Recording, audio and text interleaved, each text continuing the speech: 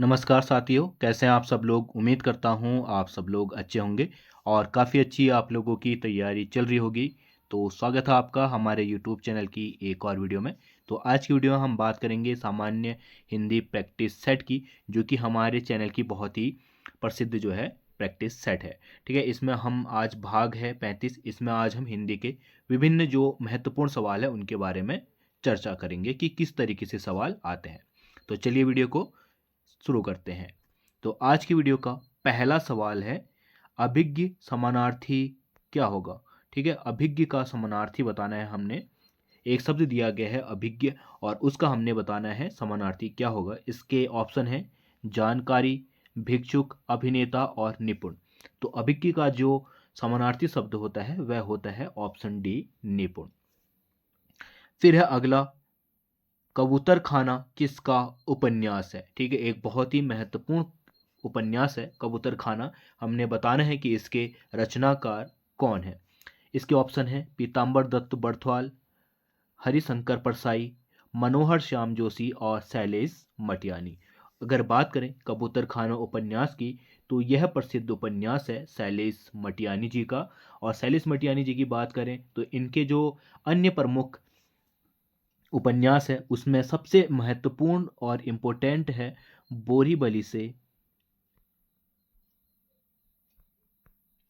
बोरी बंदर तक। ठीक है, ये इनका सबसे महत्वपूर्ण और बार बार पूछे जाने वाला उपन्यास है कि बोरीवली से बोरी बंदर तक किसका उपन्यास है। तो किसका है, शैलेश मटियानी का। इसके साथ साथ इनके जो अन्य उपन्यास है, हौलदार, एक मुट्ठी सरसों, मुठभेड़, उगते सूरज की किरण, चंद औरतों का शहर, ये अन्य क्या है इनके प्रमुख उपन्यास है।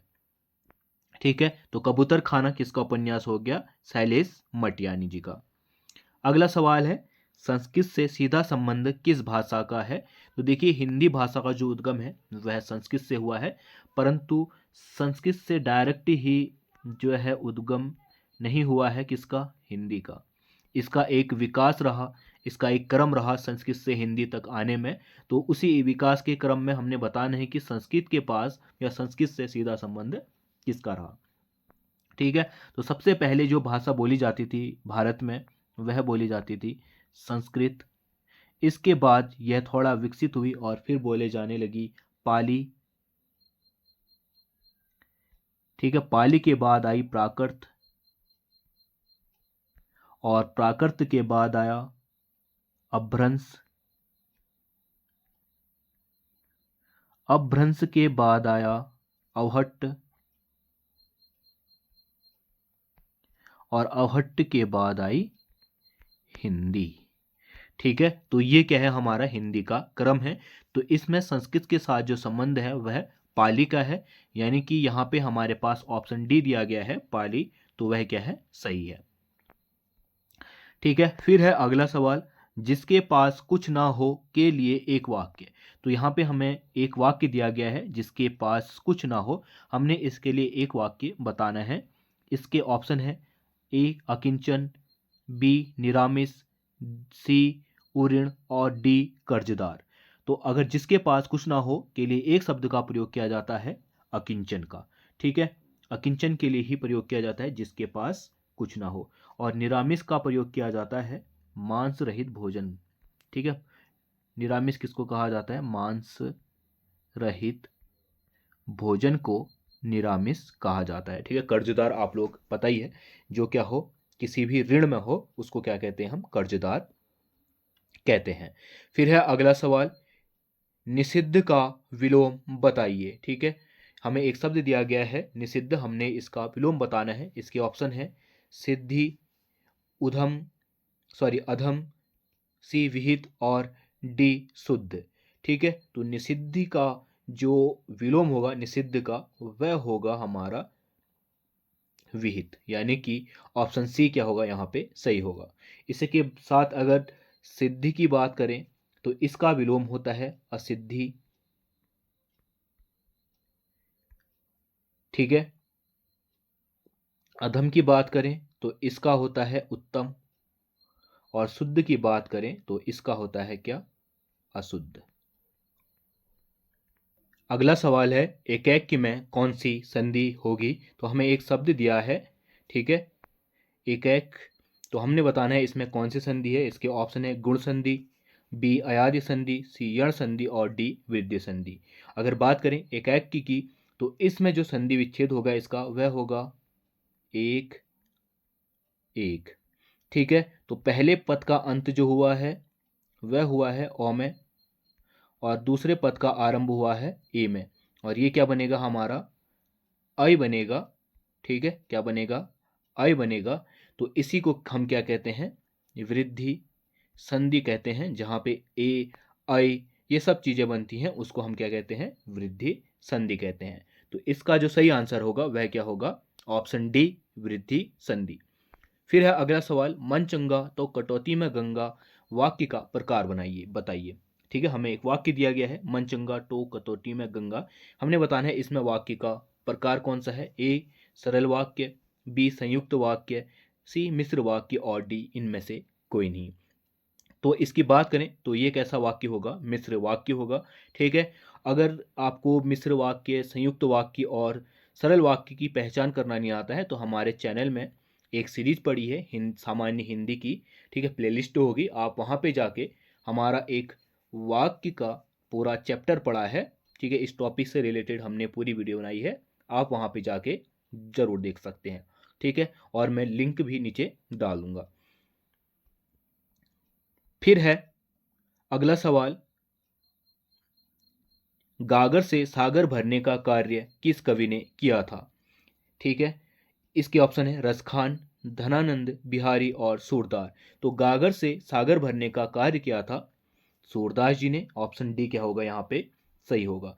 अगर सूरदास जी की बात करें तो इनको बहुत सारी उपाधियां मिली हैं, इसमें से एक है इनको वात्सल्य रस का सम्राट कहा जाता है, ठीक है, वात्सल्य रस का सम्राट कहा जाता है।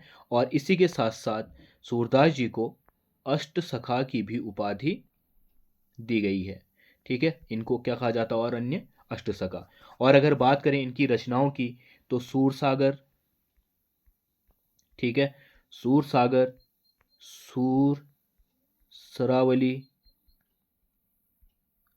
साहित्य लहरी और नल दमयंती इनकी क्या है प्रमुख रचनाएं हैं, ठीक है। फिर है अगला सवाल, उन्नयन में कौन सा उपसर्ग होगा। ठीक है, तो उन्नयन के इसके ऑप्शन है उत, फिर है उन्न और सी है उन और डी है उ। अगर बात करें उपसर्ग की तो उपसर्ग किसी भी शब्द के या मूल शब्द के कहाँ लगता है, मूल शब्द के आगे लगता है, ठीक है। आगे लग के उसका क्या करता है अर्थ में परिवर्तन या फिर शब्द में परिवर्तन करता है। तो हमने बताना है उन्नयन का, ठीक है। तो अगर बात करेंगे उन्नयन में तो इसका जो शब्द होगा मूल शब्द वो कौन सा होगा नयन होगा। और इसमें जो उपसर्ग होगा उत उपसर्ग होगा, उत धन नयन से ही क्या बनता है हमारा उन्नयन शब्द बनता है। यानी कि ऑप्शन ए सही होगा क्योंकि उ इसमें कौन सा उपसर्ग है उत उपसर्ग रहित है ये।